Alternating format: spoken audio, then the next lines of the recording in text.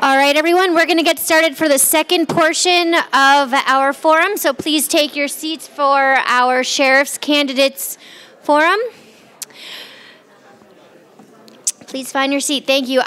So we have a hard stop time today at 6 o'clock.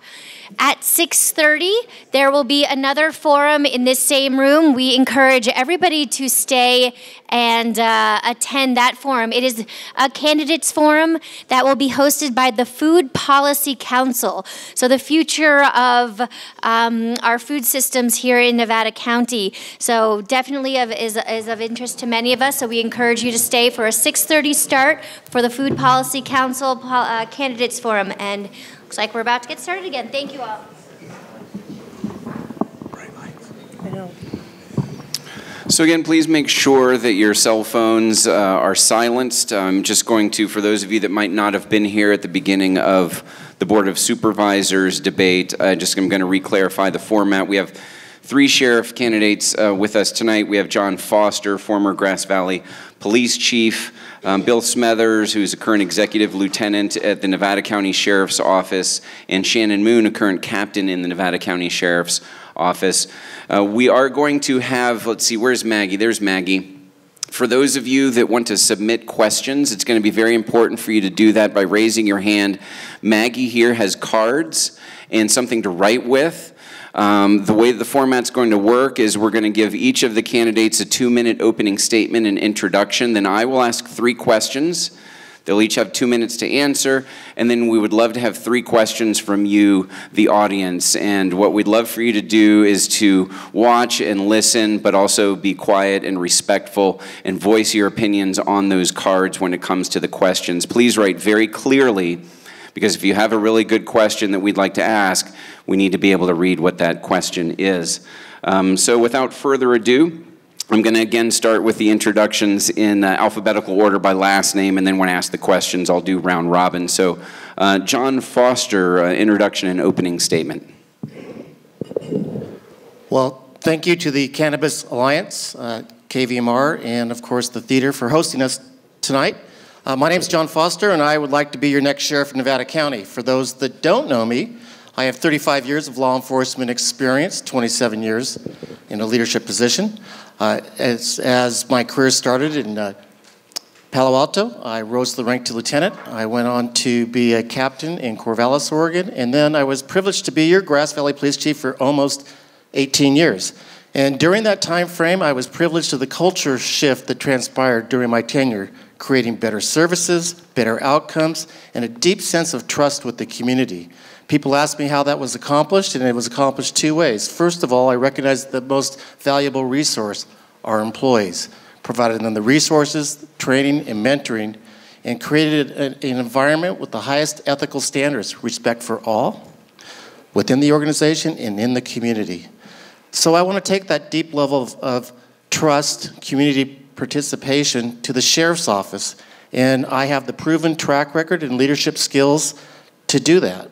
So I ask for your vote, but I ask you if you have more questions for me to call me or go to my website at Foster for Sheriff 2018.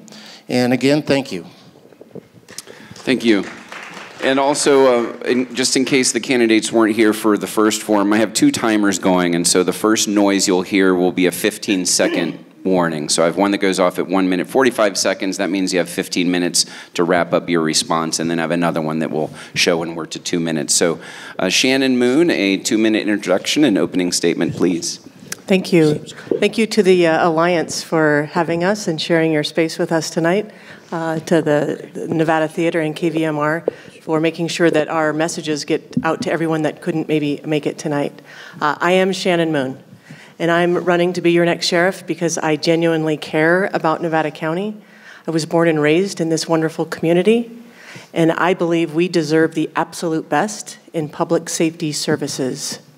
I will leverage my 27 law enforcement career at the Sheriff's Office to making that a reality. My vision is to restore the trust and partnership between the Sheriff's Office and this wonderful community. There's a reason I made captain at our organization. Much of my success has been based on my ability to listen and to collaborate. I have worked as your commander as a captain at the Sheriff's Office in every division of our Sheriff's Office. I made captain 6 years ago. I've been the captain of our administrative division, which runs our dispatch center, our evidence technicians, our front office staff, our personnel and training. I've been your jail commander. We have 3 facilities, correctional facilities in Nevada County, providing for the care and treatment of the incarcerated population for this community. And I'm currently your operations captain at the Sheriff's Office in charge of patrol, major crimes, narcotics, animal control services, coroner division, search and rescue, off-highway vehicle patrolling, and marine patrol. When I look out at this community, we recognize there's a reason why we all choose to live here. I was fortunate to have been born here, and I look forward to continuing to protecting and serving you, the community of Nevada County. I hope to earn your vote in June, so Moon for June, to be your next sheriff. Thank you. Thank you. And Bill Smethers, a 2-minute introduction and opening statement, please. Thank you. Thank you. I'd also like to thank KMER, the Nevada Theater, and the Cannabis Alliance for having us tonight, and everybody for coming out. My name is Bill Smithers, and I'm running for Nevada County Sheriff because your safety is my highest priority. And the safety for everybody in this community means the world to me. I've been married for 26 years. I was born and raised in this community, and I've raised 3 great children in this community. So when it comes to public safety, it means a lot for everyone who lives in this community, who visits this community, who raises their family here. So that's why I'm running for sheriff for Nevada County. I've got 25 years of law enforcement experience. I started my career with Nevada County Sheriff's Office as a correctional officer before going to the Nevada City Police Department, where I worked for approximately 3 years before returning back to the Sheriff's Office.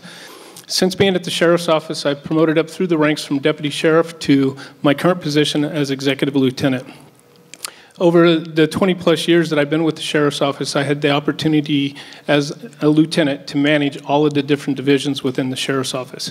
It's important to remember when you cast your vote for sheriff, it's not just solely about public service or public safety that we provide out there on the street, but the responsibility of the sheriff is also with the coroner division, the public administrator division, corrections, civil division, court security, animal control, and also our OHV program too that we do along with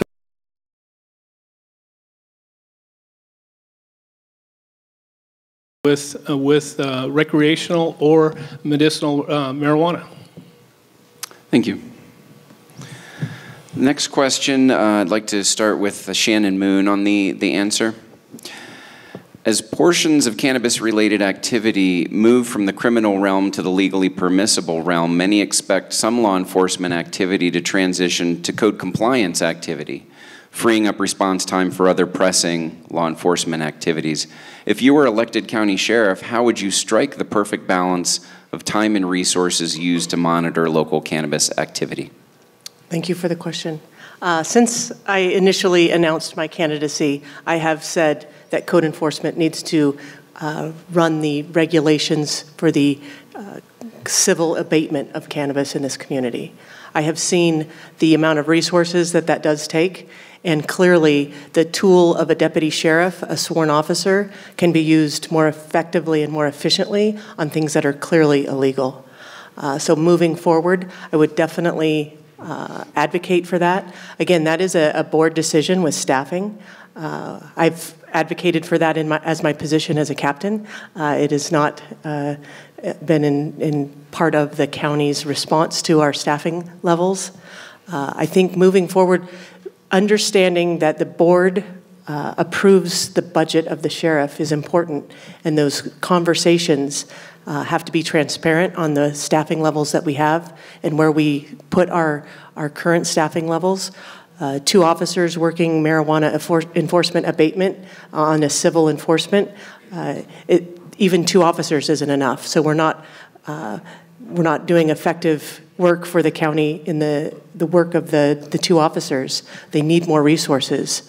I know that the community development agency that's in charge of code enforcement, I've spoken with their director, Sean Powers, who has been at a lot of the county board of supervisors meetings when you're at the meetings. He's just selected a new manager in charge of code enforcement, who I've already met with, discussed my viewpoints on making sure that code enforcement does have a large role in regulating cannabis that's legal, allowing our sheriff's services to move to what is clearly illegal so that we can make a better impact of the safety issues for all of us in Nevada County. Thank you. And then the same question for Bill Smethers. Many expect law enforcement activity to transition to code compliance activity, freeing up response time in other realms. If you were elected county sheriff, how would you strike the perfect balance of time and resources used to monitor local cannabis activity? So I agree. I would also like to see, being that it's a civil ordinance, it's more code violations that need to be enforced. I would like to see code enforcement over the years that I've been involved as a lieutenant in charge of investigations, talking to my counterparts in other counties. Code enforcement is the one that goes out and they enforce it. If they need law enforcement services to provide any type of what they consider security, because if they feel that the individuals are armed, then law enforcement should be involved at that point in time to make sure that the safety of the individuals are the utmost important. So I'd like to see code enforcement take more of a role in enforcing the civil ordinance so we can actually concentrate on the criminal elements that are coming into this community and that we already have in our community, and utilize the deputies that we have right now back out on the street, because that's one thing that I want to do is advocate for additional personnel on the street, better response times. So with 2 sworn deputies that are actually out enforcing code enforcement violations, I think code enforcement should be doing it, and we should assist when need be. Thank you. And then the same question for John Foster. With law enforcement activity expected to transition to more code compliance, how would you strike the perfect balance of time and resources in the sheriff's office to monitor local cannabis activity? Well, it's going to be a 3-prong approach. First of all, we're going to have people that want to follow the law, that are going to get the regulations through the state, through the county, to be successful with the cannabis industry. Secondly, we're going to have those that are going to need a little bit more work to follow the law, to get involved with the law, and that will be with the code enforcement. The third component will be those people that never have any intention to follow the law, and that's where my focus will be on the law enforcement side. The people that have disregard for our environment, for other people's property, the ones that are not even from our communities, those are the ones that the sheriff's office will target. The ones that want to be in compliance, we will help them to be in compliance. Code enforcement will work with these folks to get them into compliance. The sheriff's office will not be involved. Okay, thank you. Before I ask the third question from the stage, I want to again encourage folks to submit questions via cards. Maggie is standing here in the aisle. If you raise your hand, she'll have a card and a writing implement for you. If you have a question that you'd like to submit, then raise it up and Maggie will collect it, because after this question, we'll have time for 3 questions from the audience, and depending on how efficient we are, we might have time for a 4th question. So this next one, we'll start with Bill Smethers for the first answer. If elected sheriff, what actions would you take to help bridge the historic divide and distrust between the local cannabis community and local law enforcement and improve engagement? We need to be more involved with the community. That's one of the things as sheriff that I want the sheriff's office and the deputies to be more engaging with the community. Going to the meetings and meeting with the Cannabis Alliance, the individuals that are trying to bring this to a responsible and legal stance in Nevada County. I think it's important that we work with the community, with the people that are cultivating cannabis. Currently, right now, we have 2 really good deputies that are out there that are working with them, trying to bring people into compliance. Going out and explaining the ordinance, because a lot of people don't have access to the internet to be able to read the ordinance currently. But I think the biggest thing is making sure that the Board of Supervisors get a working ordinance in place that's easily understandable. Since 2012, We're now in 2018, and it has changed multiple times. It's been very frustrating to the people that are cultivating and very frustrating to law enforcement who's been in charge of enforcing the different violations. So I think it's important that we make sure that we work with the cultivators in Nevada County, the people that want to grow legally and responsibly, and make sure that we take a stance against those individuals that are coming to our community and ruining it for the rest of the people that are trying to do it legally.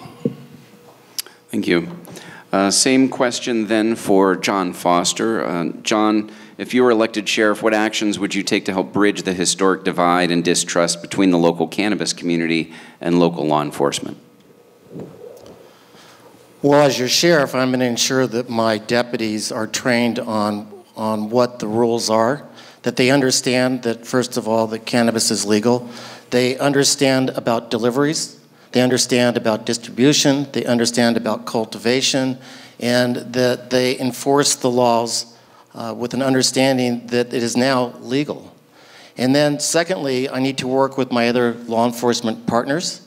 One of the things I created when I was the chief in Grass Valley is we have all the chief of police, the Highway Patrol Commander, the DA, the probation, and we meet on a monthly basis. We need to make sure that we take our policies and we're consistent throughout the different geographic areas. And then finally, we need to work with the cannabis industry and the Cannabis Alliance to train the employees on safety, on making sure that their businesses that are legal are safe. And so it's important that we, first of all, train the deputies, work in collaboration with our partners, our other law enforcement partners, and then work with the legal business industry to make their businesses safe and successful. Thank you. And then, of course, the same question then for Shannon Moon. Shannon, if you were elected sheriff, what actions would you take to help bridge the historic divide between the cannabis community and local law enforcement? I think it starts and stops with relationships. When I initially decided to run for sheriff, I did meet with the Cannabis Alliance. I spent at least an hour or two, going over to educate myself. Sometimes when the laws change, culturally, one of the difficult positions that I think law enforcement has is changing with any change.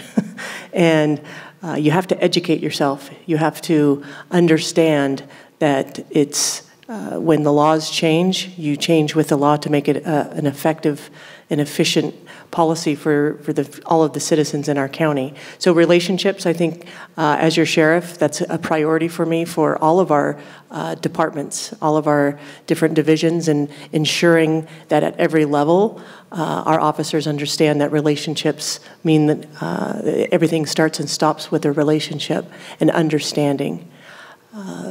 When you move forward and look at people and businesses that are legal, you shouldn't look at them any different than any other legal business in our community. So training the officers, assuring that from the top down, everyone is on board with that strategic plan of how we're going to move forward and work with the safe and legal access for cannabis in this community, I think is important. And as your sheriff, I'm absolutely committed to doing that. Thank you. So we have questions now from the audience. And this first one, I'd like to start with John Foster. And it's similar to a question that we had during the Board of Supervisors debate.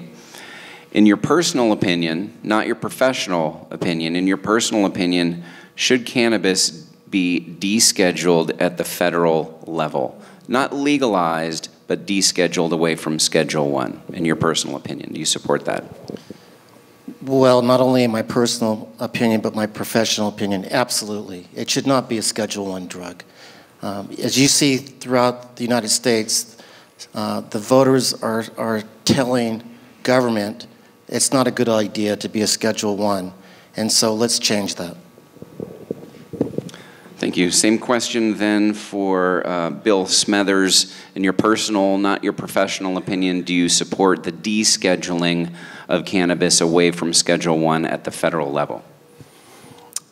At this point, I don't. I think it should still remain a Scheduled 1 narcotic, just because of the THC levels and different things that we're seeing with the marijuana. I think there needs to be more testing to show that we can control those levels. My professional and personal, I support the federal government on their decision to continue keeping it as a Schedule 1. Okay. Thank you.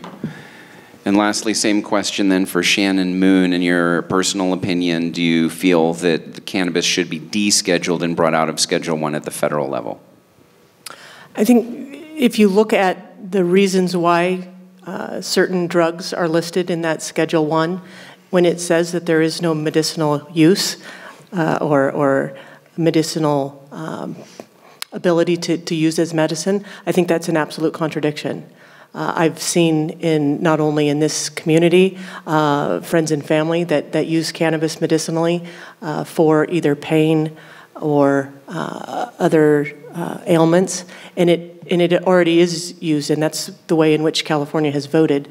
So my personal view is that it should be listed as anything other than something that's not a medicinal use. If that's a Schedule 2, looking at that, I think if it's not a Scheduled 1, you can do more research with it, and I think that was brought up in our earlier conversation. And if you can't just continue to put up the roadblock and not be able to have a solution. So if the solution is to lower that level so that you can do some more research, I think that's important for everyone, because you want to make sure you know what you're putting in your body. And if it's not regulated and it's not looked at through a lab on very specific, whether it's potency, strains, what it's doing to your body, I think that more of the research is going to be better for communities and for people that use. So my stance is that I do believe it should be lowered. Okay, thank you. The next question, I want to start with Bill Smethers for the answer. Traditionally, law enforcement has gone after cannabis operations to protect the rest of the community. Now there's going to be more of a mandate to protect cannabis operations that are licensed and legal. So if elected, how would you imagine using your office and resources to help protect licensed legal cannabis operations from robbery and theft? Well, I think we'd do it just like we do with any of the other citizens of Nevada County. I think that we need to cooperate with them, educate them, communicate with them, and have a good working relationship with them. So if there are professional businesses that are out there in the community, whether it's in the city limits or in the county jurisdiction, the cities have always relied on the sheriff's office to do most of the enforcement when it comes to the narcotics task force. So I think it's important that we bridge that gap between the individuals that are here, that are cultivating cannabis, and we educate one another and work together regarding this to make it a safe community, because that's my biggest stance right now, is trying to make this safe. We have too many people come into our community committing crimes, and a lot of them are around the marijuana and the cannabis that we see in the community, and we need to protect the people that are doing it here in our community just like anybody else. Thank you. Shannon Moon, the same question. If elected, how would you be able to protect and help keep safe licensed cannabis operations from robbery and other theft crimes after traditionally going after those operations, now protecting them? I think a lot of it comes down to staffing and what staffing levels you do have. If we did have our 2 officers that we're no longer looking at regulating and compliance issues, we'll be able to serve and get out in the community and do a better job at responding to crime. My entire career has been focused on preventing crime. If we can prevent crime before it even happens, we've won. And through prevention comes not only relationships, but getting out and seeing who in your community, what's going on in the community. Sometimes when we see officers doing routine patrols, it causes us to think that there's something going on, but literally the prevention aspect of you cannot prove a negative. You cannot prove what crimes were not committed because that officer was present. And the more officers we have that are able to do random patrols in specific areas, I think definitely helps with prevention. Looking at suspicious vehicles and different things like that associated with potential robberies, thefts associated with cannabis. But when we have prohibition, it causes more of that dark issues of illegal activity and coming into the light and seeing the wonderful work that the Cannabis Alliance has done in our community to get people to understand there are people that want to come into compliance and do regulate themselves into this process. In law enforcement, if you think that everyone's out there that's doing it illegally, you're not having the conversations with folks that do want to provide for safe legal access for legal cannabis. So moving forward, it's about staffing issues. It's about making sure that we staff based off of community need. And we listen to the community, we listen, and we look at our data. We spend millions of dollars on data, software data, to keep all of this information about response times and calls for service and types of calls, and we don't really do enough, in my opinion, to use that data. So looking and moving forward as your sheriff, actually using data and prevention and getting out and having better relationships with our community. Thank you. And lastly, same question to John Foster. If elected, after traditionally targeting cannabis operations, how would you imagine being able to protect licensed legal cannabis operations from robbery, theft, other crimes? Well, I would model what I've always done in the past, and that's work with our businesses. And this is a new industry, and it's, again, it's the growing, the manufacture, the distribution, the lab testing. So we have a lot of sites. So what we need to do is we need to have our deputies go to these sites and do site security recommendations and help them with their security plans. Talk to their security guards about suspicious activity and their employees on how to report crimes. Give them training and skills of de-escalation of a disgruntled employee. Talk to them about hiring and selection of employees. And I think one of the best ways to do that, to really send the message to this new industry, is to create a cannabis summit with the Alliance and have a summit talking about all these aspects and being out there being the lead, and also inviting other counties to come, other businesses to come to learn about crime prevention through environmental design and talk about safety issues and really being the cutting edge of promoting this industry as being a legal industry and has the support of law enforcement. Thank you. So this next question will start with Shannon Moon for the response. Typically, only about 5 to 10% of illegal grows end up being busted.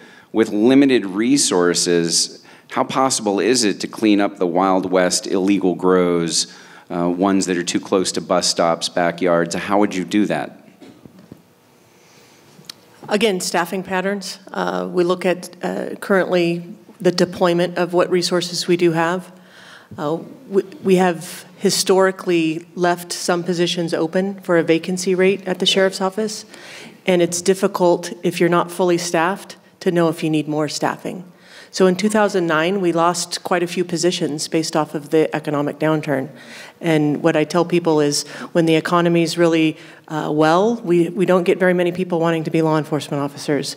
When the economy's not doing well, it seems like we get quite a few people that want to come in and get a nice stable job. So right now, with the economy being a little bit better, it is difficult for recruitment and retaining our officers. But The specific question on how we assure that we can handle the larger calls for service for what's clearly illegal is shifting and redeploying and reallocating our resources away from civil abatement. We currently also send 2 of our officers to Sacramento every day for a DEA task force.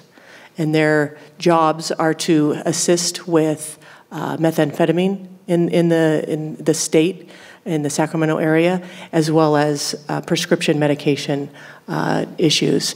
Again, some of that does affect Nevada County, but when we're at staffing levels that seem to be at the point where we need more staff to assure that our calls for service and our response times are adequate for safety, making sure that we deploy and allocate our resources based off of community need. The wild, wild west, as lots of people like to call it, is dangerous. There are folks that come into our communities with absolutely no intention of following the law. They're degrading our environment.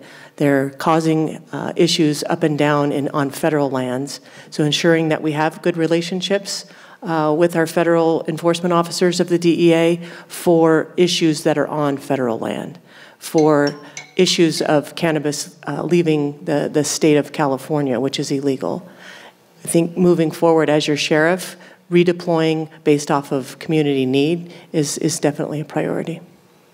Thank you.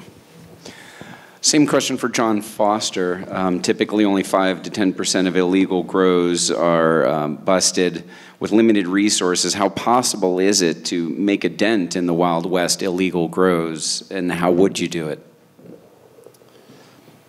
I think it believes that it's your reputation with these illegal growers. They need to know that your sheriff is going to hold these illegal growers accountable.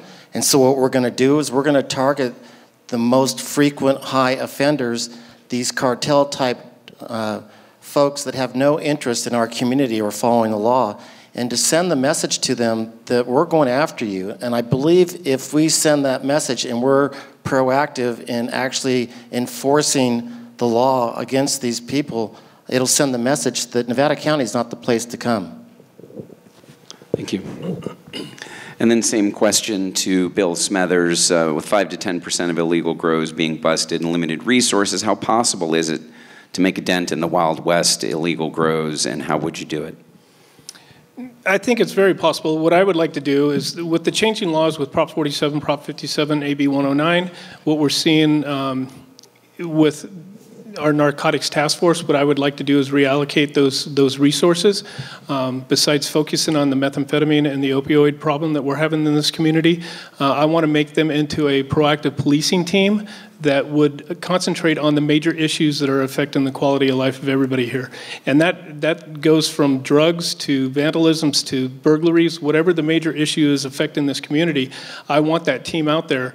I've already talked to the other agencies that would be willing to have buy-in to that, from CHP, Grass Valley, hopefully in Nevada City, but to try to get those officers on a task force together as a proactive policing team, that they wouldn't be married to a radio for calls for service, but they would be actively out there looking and trying to stop the crime that's occurring in this community. So I think with that, they would be able to help make a dent in the illegal grows that are occurring in our public lands, our forests, and private property in Nevada County. Thank you. Alliance members, I might end up having time for one more question. So I don't know if you have some still there that you might be willing to entertain. So I have a fourth question then. We'll start with John Foster for the answer. Could you give us some examples of any policy differences that you would enact that differ from the current sheriff's policies regarding cannabis? Well, I wouldn't be retaliatory. I wouldn't target people because you don't like them. I would have a fair policy. I would have policies that people would trust and were consistent. I think that the dilemma we have is we have a sheriff that's gone after people because he doesn't like them. And I know that for a fact because I've talked to people within the Narcotics Task Force, and I've talked to a person that occurred to. So the policy I would change is fair justice for everybody, following the law, not making it personal. Okay, thank you. Same question for Bill Smethers then. Can you give us any examples of policy differences that would differ from the current sheriffs that you would enact if elected?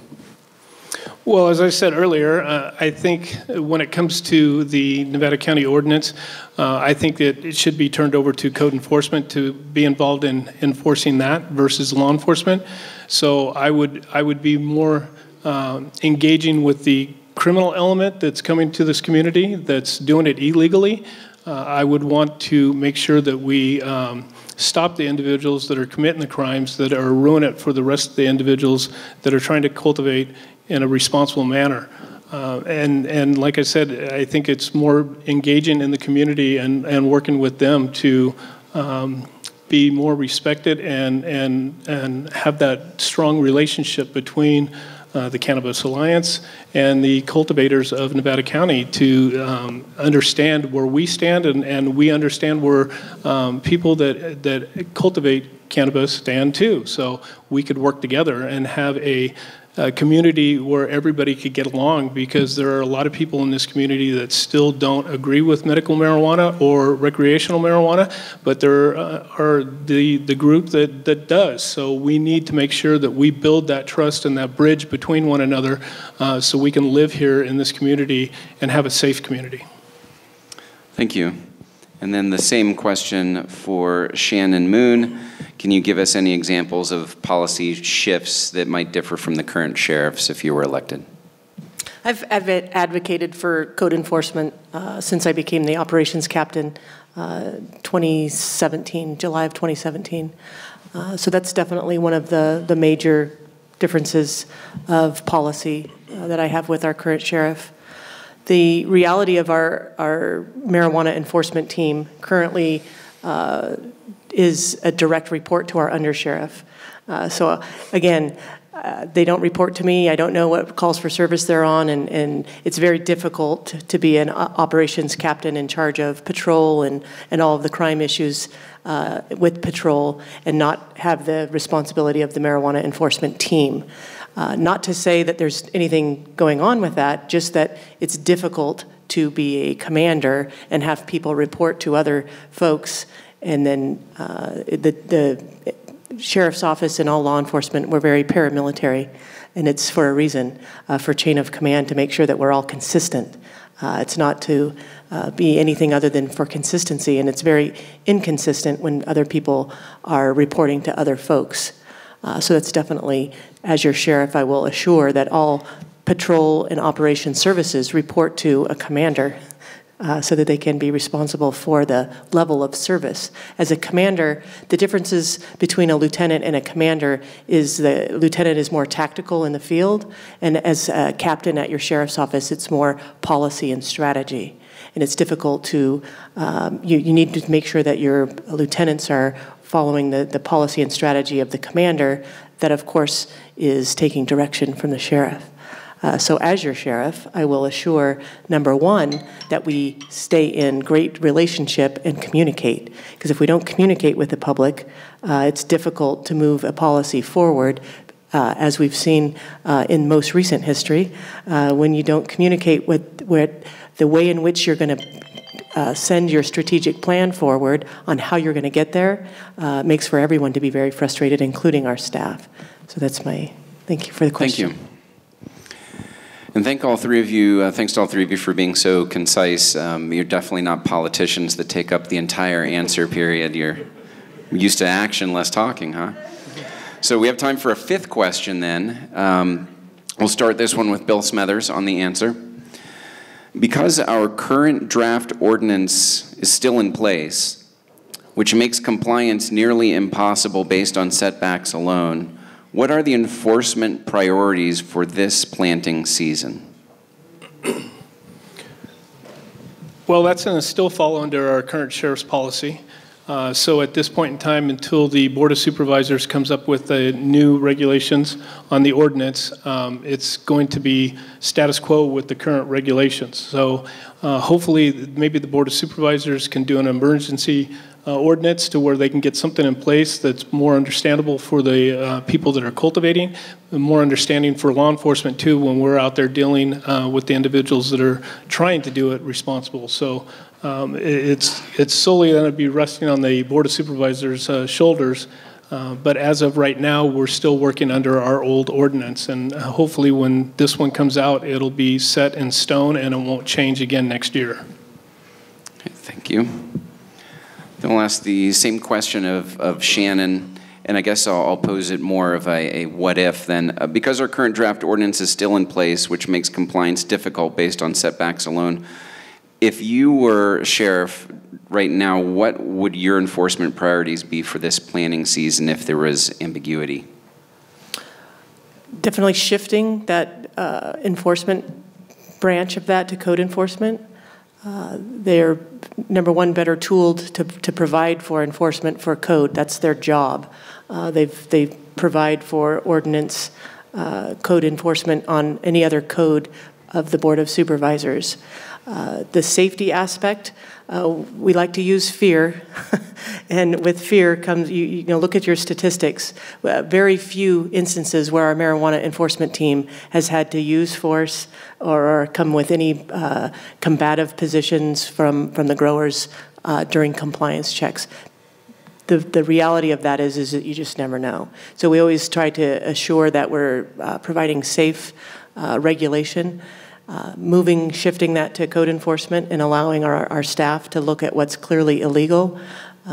We're still going to be in the enforcement process under this current ordinance. That's just the way that it is right now under our current administration. So, but we can get in front of this to the extent where we can build relationship. We can get out and learn and listen to the community that's attempting to be in compliance, or they already are in compliance, and figure out which ways we can best regulate and come up with better solutions than the inefficient ways in which we currently do it. Thank you. And then lastly, the same question for John Foster, because the current draft ordinance is still in place, which makes compliance difficult. If you were in place and sheriff right now, what would your enforcement priorities be for this planting season with some ambiguity? Well, as you know, the sheriff's job is to enforce the law. And so it's unfortunate that the Board of Supervisors have been dragging their feet on this. I feel that, but also the sheriff has the priorities, and the sheriff has discretion. And I believe our focus needs to be on the bad element that has no intent of following the law. We need to have some grace period here for people to get into compliance with the law. But we really need the Board of Supervisors to step up to the plate and quit dragging their feet, because it puts our deputies in a very difficult position. So my hope is that as sheriff, that I will provide the guidance and direction to prioritize our resources after the people that have no intention of ever following the law. Thank you. Well, that's it for our question period. Because you've been so efficient with your answers, you're rewarded with a 2-minute closing statement instead of 1 minute. So John Foster, and then Bill, and then Shannon. John Foster, go ahead and give us a 2-minute closing statement. Thanks for your time. Well, thank you. Thank you, audience, for being so attentive and great questions. So here is my closing for you. There is a serious leadership void at the sheriff's office, which is resulting in taxpayers bleeding with lawsuits for employees' errors, lack of supervision, lack of accountability. If you look at the Union newspaper over the last few weeks, you see employees claiming sexual harassment, being retaliated against. You have a specialized detective under oath saying he was never trained properly. You have somebody that provided animal services since 2001 that gets an email saying we have not selected you for your services. Really? The sheriff should have been calling Cheryl Wicks personally, and there should have been a transition plan in place. And look at the community. What's the community saying? There's a lack of leadership at the sheriff's office. I will bring back the trust For those that live, work, and play in Nevada County, I have the proven track record, I have the leadership experience, and I promise you a change will start, and it will start at the top with your sheriff. Thank you.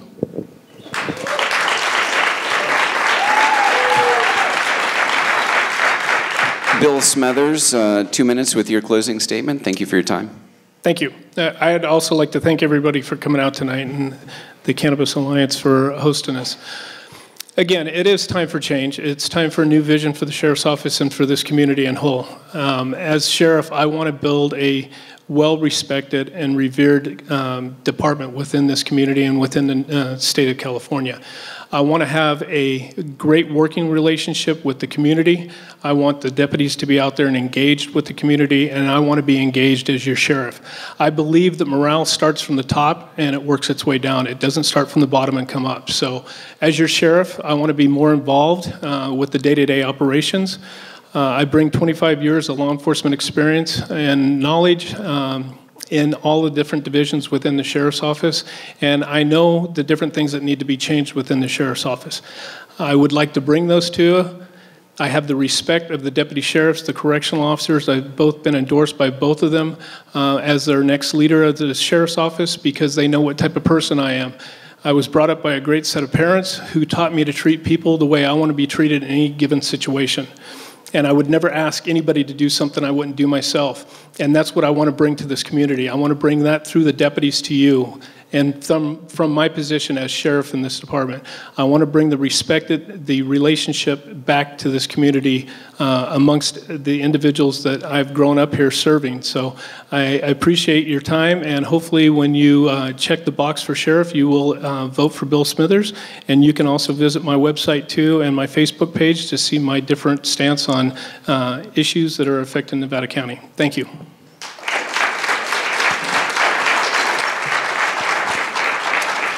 And Shannon Moon, a 2-minute closing statement. Thank you for your time. 2 minutes. Thank you all for coming and listening to what it could be a very extremely important decision that our community makes. If you're new to the community, we have not had a sheriff's race in 20 years. So making sure that the energy of newness and someone else's maybe vision, I think is a good thing. I have always been a change agent throughout my career at the Sheriff's Office. I was born and raised in this community. And growing up in this wonderful community, I watched my dad work as a deputy sheriff and police officer in this community, and I saw the respect and professionalism that he showed in everyone that he had contact with. Based on growing up in that environment, I focused my own career on assuring that I was going to be a part of providing service to this community. We all have choices in where we live. And the choices that I've made have been based on how much I love this community. And moving forward as your sheriff, I think it's important that we keep this a community that we can all enjoy, that is a safe community to live, to work, and to visit. That's the difference between a lot of other communities that people have choices to live in. As your sheriff, I will leverage that 27 years that I've spent working in this community as a proud member of the Sheriff's Office. I have worked in all 3 of the divisions of the office, and I've also worked for 4 different sheriffs. So the perspective that I have is I know what works and I know what doesn't work. And I am a collaborator, I am a listener, and the priorities of safety for this community are paramount. So I appreciate your time. I hope you look for Moon in June. Thank you. Now, before any of you get up and depart, I just want you to take a moment and look at these 3 individuals. These are your neighbors. And they have dedicated their lives, decades of their lives, to a job that is extremely difficult, can be extremely dangerous. Their friends, family, loved ones have spent decades hoping that they'll come home that night, and they seriously deserve a round of applause to show our appreciation.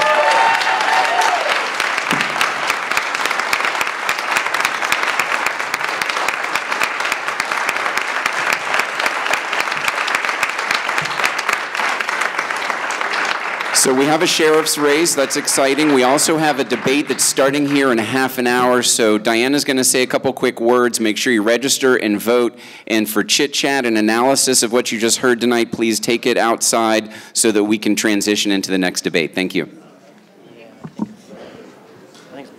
Thank you all so much. Thank you to our sheriff's candidates, our Board of Supervisors candidates, the Nevada Theater, to Paul Emery for the sound, NCTV, for the Food Policy Council, for sharing the night with us. And Martin, thank you so much for facilitating our discussion tonight.